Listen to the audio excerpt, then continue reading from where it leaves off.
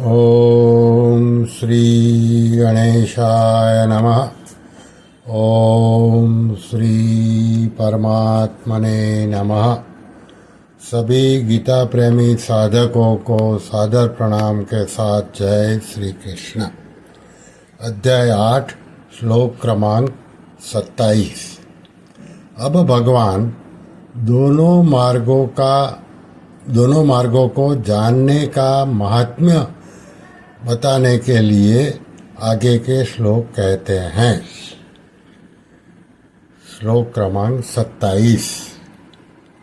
नैते श्रुति पार्थ जानन् योगी मुह्यति कश्चन तस्मात् सर्वेषु कालेषु योगयुक्तो भवार्जुन। अर्थात भगवान कहते हैं, हे पृथानंदन, इन दोनों मार्गों को जानने वाला कोई भी योगी मोहित नहीं होता।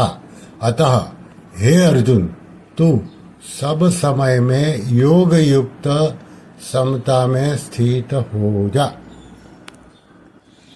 इस श्लोक को परम श्रद्धेय स्वामी राम सुखदास जी ने अपने ग्रंथ साधक संजीवनी में इस प्रकार समझाया है। नैते सुति पार्थ जानन् योगी मुह्यति कश्चन। शुक्ल मार्ग प्रकाश मार्ग है और कृष्ण मार्ग अंधकारमय है। जिनके अंतःकरण में उत्पत्ति विनाशशील वस्तुओं का महत्व नहीं है और जिनके उद्देश्य ध्येय में प्रकाश स्वरूप ज्ञान स्वरूप परमात्मा ही हैं, ऐसे वे परमात्मा की तरफ चलने वाले साधक शुक्ल मार्गी हैं। अर्थात उनका मार्ग प्रकाशमय है। परंतु जो संसार में रचे पचे हैं और जिनका सांसारिक पदार्थों का संग्रह करना और उनसे सुख भोगना ही ध्येय होता है, ऐसे मनुष्य तो घोर अंधकार में है ही।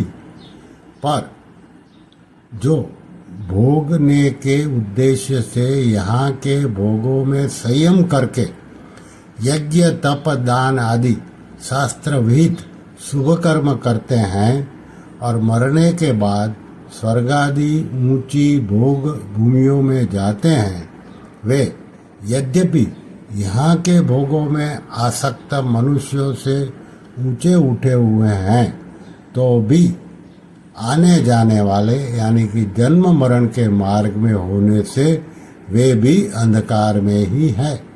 तात्पर्य है कि कृष्ण मार्ग वाले ऊंचे ऊंचे लोकों में जाने पर भी जन्म मरण के चक्कर में पड़े रहते हैं। कहीं जन्म गए तो मरना बाकी रहता है और मर गए तो जन्मना बाकी रहता है। ऐसे जन्म मरण के चक्कर में पड़े हुए वे कोलू के बेल की तरह अनंत काल तक घूमते ही रहते हैं। इस तरह शुक्ल और कृष्ण दोनों मार्गों के परिणाम को जानने वाला मनुष्य योगी अर्थात निष्काम हो जाता है, भोगी नहीं। कारण कि वह यहाँ के और परलोक के भोगों से ऊंचे उठ जाता है, इसलिए वह मोहित नहीं होता। सांसारिक भोगों के प्राप्त होने में और प्राप्त न होने में जिसका उद्देश्य निर्विकार रहने का ही होता है, वह योगी कहलाता है। तस्मात् सर्वेषु कालेषु योग युक्तो भवार्जुन। जिसका ऐसा दृढ़ निश्चय हो गया है कि मुझे तो केवल परमात्मा तत्व की प्राप्ति ही करनी है, तो फिर कैसे ही देश काल परिस्थिति आदि के प्राप्त होने पर भी वह विचलित नहीं होता। अर्थात उसकी जो साधना है वह किसी देश काल घटना परिस्थिति आदि के अधीन नहीं होती। उसका लक्ष्य परमात्मा की तरफ अटल रहने के कारण देश काल आदि का उस पर कोई असर नहीं पड़ता। अनुकूल प्रतिकूल देश काल परिस्थिति आदि में उसकी स्वाभाविक समता हो जाती है। इसलिए भगवान अर्जुन से कहते हैं कि तू सब समय में अर्थात अनुकूल प्रतिकूल परिस्थितियों के प्राप्त होने पर उनसे प्रभावित न होकर उनका सदुपयोग करते हुए अनुकूल परिस्थिति प्राप्त होने पर मात्र संसार की सेवा करते हुए और प्रतिकूल परिस्थिति प्राप्त होने पर हृदय से अनुकूलता की इच्छा का त्याग करते हुए योग युक्त हो जा अर्थात नित्य निरंतर समता में स्थिर रह। कामना वाला मनुष्य ही मोहित होता है अर्थात जन्म मरण में जाता है।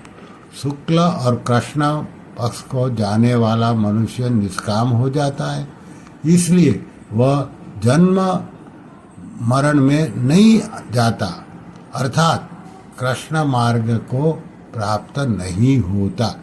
इसी अध्याय के 7वें श्लोक में भगवान ने कहा तस्मात् सर्वेषु कालेषु मामानुस्मर युद्ध च, और यहाँ कहते हैं तस्मात् सर्वेषु कालेषु योग युक्तो भव अर्जुन।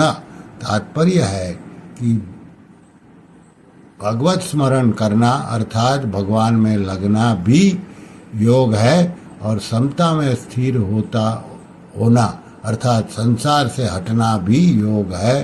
दोनों का परिणाम एक ही है। श्री कृष्ण शरणं मम, श्री कृष्ण शरणं मम, श्री कृष्ण शरणं मम। ओम कृष्णार्पणमस्तु।